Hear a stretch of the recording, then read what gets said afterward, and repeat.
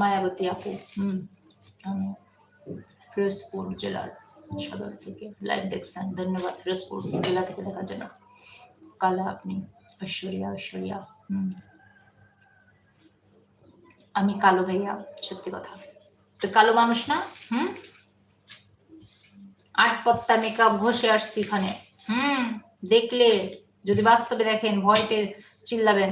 শোনেন তো, আমার প্রিয় বন্ধু আসো কিনা জানি না, বন্ধু রাগ করো না প্লিজ বন্ধু। যাই হোক, ও আমার ভাইয়ারা, রচনা ব্যানার্জি, এখন তো অনেক বয়স, সেই ছোট্টবেলাতে দেখছি রচনা ব্যানার্জির বইও। তারপরে কে যেন প্রসেনজিৎ।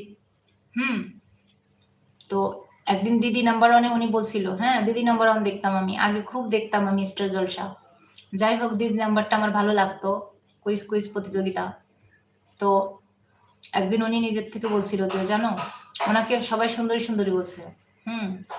উনি বলছে যে ওনাকে একদিন সাংবাদিক দিছে, কি কারণে যেন জানি না, তো উনি ফুলের টবে মাটি দিচ্ছে, কম হয়ে গেছে, ফুলের টবে কম হয়ে যায় না মাটি, মাঝে মাঝে কমে যায়, ওটা উনি দিচ্ছে বসে বসে, হ্যাঁ একটা গেঞ্জি একটা প্যান্ট পরা।